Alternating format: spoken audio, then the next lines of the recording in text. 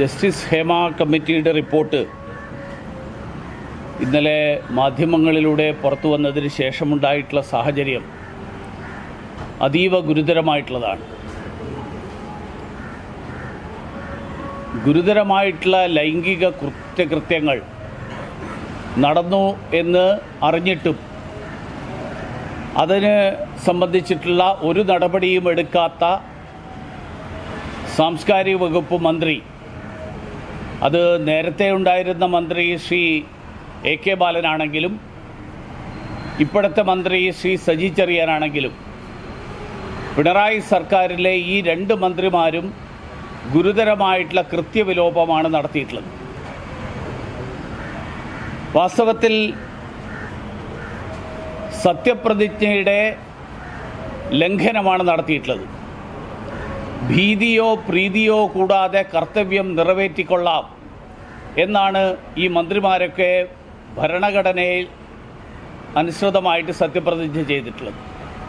പക്ഷേ ഗുരുതരമായിട്ടുള്ളൊരു കുറ്റകൃത്യം, പ്രത്യേകിച്ച് പോക്സോ ആക്ട് പോലെയുള്ള നിയമങ്ങൾ, ആ നിയമങ്ങളടക്കം ബാധിക്കുന്ന ആ നിയമങ്ങൾക്കനുസരിച്ചിട്ടുള്ള ഉൾപ്പെടെയുള്ള കുറ്റകൃത്യങ്ങളാണ് സംഭവിച്ചതായിട്ട് ഹേമ കമ്മീഷൻ റിപ്പോർട്ട് ചെയ്തതായിട്ട് മാധ്യമങ്ങളിലൂടെ പുറത്തു വന്നിട്ടുള്ളത്. ഈ വിവരങ്ങൾ സർക്കാരിന് കിട്ടിയില്ല എന്നുള്ള മുടന്തൻ ന്യായമാണ് ഇപ്പോൾ ശ്രീമാൻ AK ബാലനും ശ്രീ സജി ചെറിയാനും പറയുന്നത്. ഒരു കമ്മീഷൻ, ആ കമ്മീഷൻ്റെ ശുപാർശകൾ, ആ കമ്മീഷൻ്റെ റിപ്പോർട്ട്, ആ റിപ്പോർട്ടിൽ കുറച്ച് ഭാഗങ്ങൾ മറച്ചു വെച്ചുകൊണ്ട് സർക്കാരിന് റിപ്പോർട്ട് കൊടുത്തു എന്നൊക്കെ പറഞ്ഞ് കേരളത്തിലെ ജനങ്ങളെ വിശ്വസിപ്പിക്കാൻ കേരളത്തിലെ ജനങ്ങൾ ഇത്രയും വിഡ്ഢികളാണ് എന്നാണോ ഇവർ കരുതുന്നത്? കാരണം ഒരു റിപ്പോർട്ട്, ഹേമ കമ്മീഷൻ ആണെങ്കിലും ആരാണെങ്കിലും ഒരു റിപ്പോർട്ട് തയ്യാറാക്കാൻ അല്ലെങ്കിൽ റിപ്പോർട്ട് സമർപ്പിക്കാൻ സർക്കാർ ആവശ്യപ്പെട്ട് കഴിഞ്ഞാൽ ആ റിപ്പോർട്ടിൽ നിന്ന് കുറച്ച് ഭാഗങ്ങൾ മറച്ചു വെച്ച് സർക്കാരിന് കൊടുത്തു. അപ്പോൾ പിന്നെ ആ റിപ്പോർട്ട് തന്നെ സർക്കാരിന് കിട്ടിയില്ല എന്നല്ല എൻ്റെ അർത്ഥം.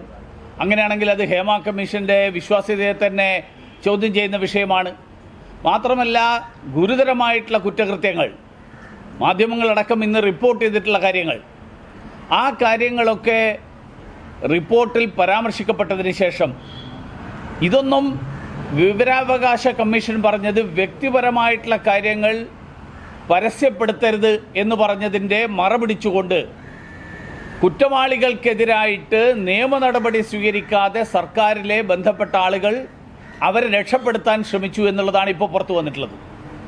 അപ്പോൾ ഈ തരത്തിലുള്ള ഗുരുതരമായിട്ടുള്ള കുറ്റകൃത്യങ്ങൾ, ലൈംഗിക കുറ്റകൃത്യങ്ങൾ നടത്തിയ ആളുകളെ സംരക്ഷിക്കാൻ ശ്രമിച്ച സജി ചെറിയാന് സർക്കാരിൽ മന്ത്രിയായി തുടരാനുള്ള ഒരവകാശവും ഇല്ല.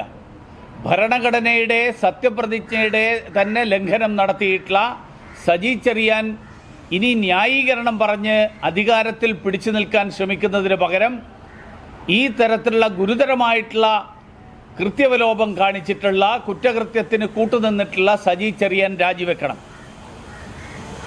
ഈ സംഭവം കേരളത്തിലെ സർക്കാർ 2016 നടന്ന ഗുരുതരമായിട്ടുള്ള ഒരു സ്ത്രീകൾക്കെതിരായിട്ടുള്ള അതിക്രമത്തിൻ്റെ ഭാഗമായിട്ടുള്ള കേരളത്തിലെ അറിയപ്പെടുന്ന ഒരു നടിക്കെതിരായിട്ട് നടന്ന ഒരു അതിക്രമത്തിൻ്റെ പശ്ചാത്തലത്തിലാണ് ഈ കമ്മിറ്റി നിയോഗിക്കപ്പെടുന്നത്.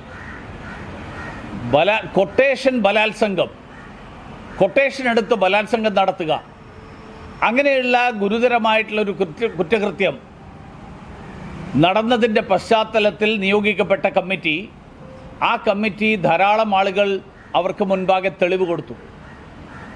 ആ തെളിവുകൾ സർക്കാരിൻ്റെ മുൻപാകെ എത്തി. 19 5 വർഷക്കാലം സർക്കാർ അതിൻ്റെ മുകളിൽ അടയിരുന്നു. ബഹുമാന്യനായിട്ടുള്ള മുഖ്യമന്ത്രിയാണ് ആഭ്യന്തര വകുപ്പിൻ്റെ ചുമതല വഹിക്കുന്നത്. അദ്ദേഹത്തിന് നിയമത്തെക്കുറിച്ച് അറിയുന്ന ആളുകൾ ആരെങ്കിലും അദ്ദേഹത്തിൻ്റെ കൂടെയുണ്ടെങ്കിൽ ഇത്തരത്തിലുള്ള ഗുരുതരമായിട്ടുള്ള കുറ്റകൃത്യങ്ങൾ നടന്നു കഴിഞ്ഞാൽ ആ കുറ്റകൃത്യങ്ങൾ മറച്ചുവെക്കുന്നതുൾപ്പെടെ അതുൾപ്പെടെ കുറ്റകരമായിട്ടുള്ള കാര്യമാണ് എന്ന് സുപ്രീം കോടതി വിധിയുണ്ട്. കുറ്റത്തിൽ പങ്കാളികളായവർ മാത്രമല്ല, കുറ്റകൃത്യങ്ങൾ നടന്നു എന്നറിഞ്ഞു കഴിഞ്ഞാൽ അത് മറച്ചുവെക്കുന്നവരുൾപ്പെടെ അവർക്കുൾപ്പെടെ ഈ കുറ്റത്തിൻ്റെ പങ്കാളിത്തമുണ്ട് എന്നാണ് സുപ്രീം കോടതി പറഞ്ഞിട്ടുള്ളത്. അപ്പോൾ അതുകൊണ്ട് ഈ കുറ്റകൃത്യം മറച്ചുവെക്കാൻ ശ്രമിച്ച പിണറായി സർക്കാർ സ്ത്രീകൾക്കെതിരായിട്ടുള്ള അതിക്രമങ്ങൾ തടയാൻ ഞങ്ങൾ സ്ത്രീപക്ഷത്ത് നിൽക്കുന്ന സർക്കാരാണ് എന്നുള്ള അവകാശവാദം തന്നെ അവിടെ തകർന്നിരിക്കുകയാണ്. വനിതാ മതിൽ കെട്ടിയത് കൊണ്ട് കാര്യമില്ല.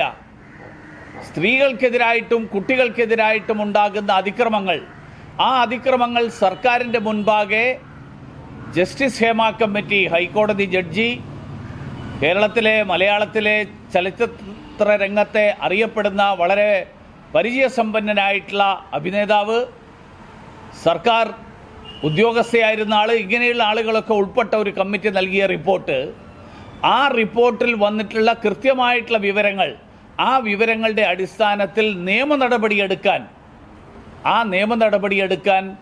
സർക്കാർ സന്നദ്ധരായില്ല, അതിനുവേണ്ട നടപടിയെടുത്തില്ല എന്നുള്ള ഗുരുതരമായിട്ടുള്ള സാഹചര്യമാണ് ഉയർന്നു വന്നിട്ടുള്ളത്. AK ബാലൻ ഉൾപ്പെടെയുള്ള ആളുകൾക്കെതിരായിട്ട് നിയമ നടപടി സ്വീകരിക്കണം. സജി ചെറിയാൻ ഈ കുറ്റകൃത്യത്തിൽ പങ്കാളിയാണെന്ന് വ്യക്തമായിട്ടുള്ള സാഹചര്യത്തിൽ സജി ചെറിയാൻ ഇനി മന്ത്രിസ്ഥാനത്ത് തുടരാനുള്ള ഒരവകാശവുമില്ല.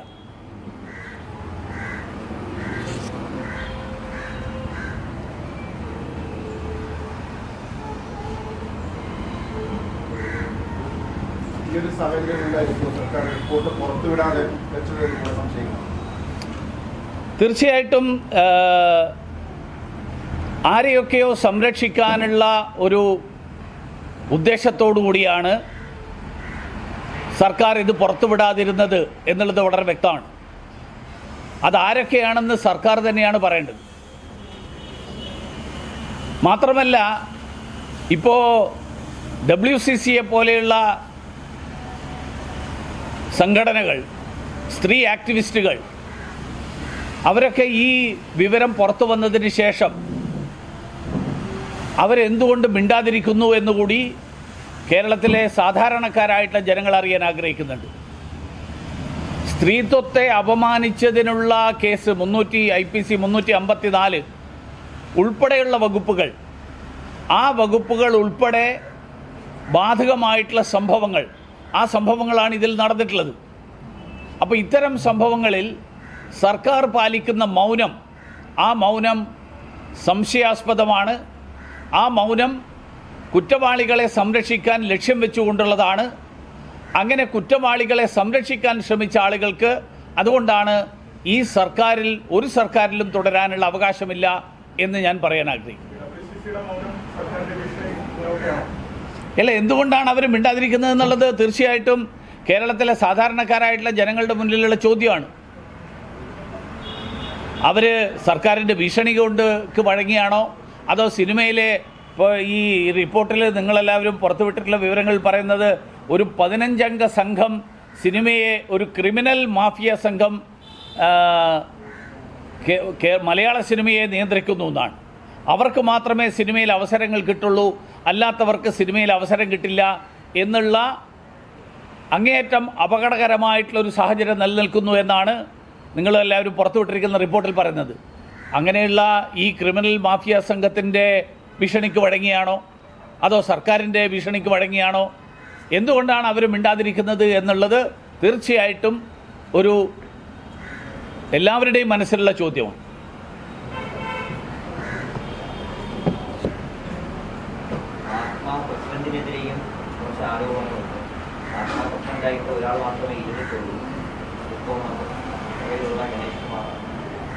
അല്ല, അതുകൊണ്ട്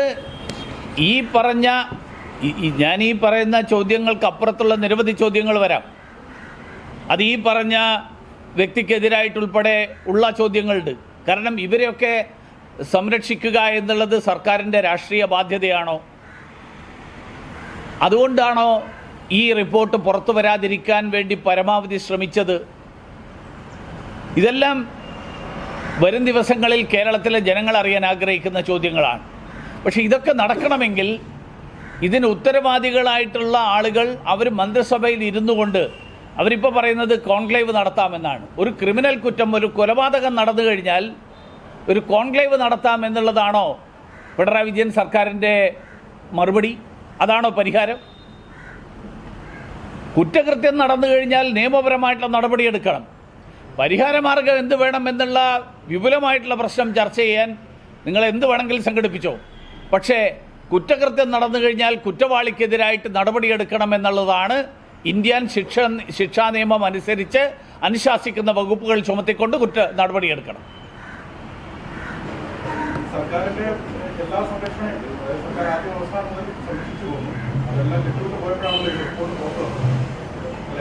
സർക്കാർ തീർച്ചയായിട്ടും ഇത് പുറത്തു വരാതിരിക്കാൻ വേണ്ടിയിട്ടുള്ള എല്ലാ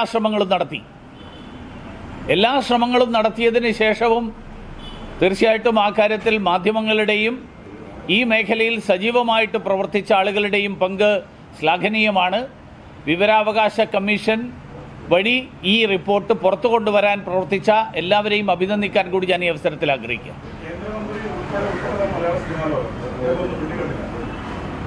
അദ്ദേഹത്തിനോട് നിങ്ങൾ ചോദിക്കും. അദ്ദേഹം അവിടെ ശിവഗിരിയിലുണ്ടല്ലോ.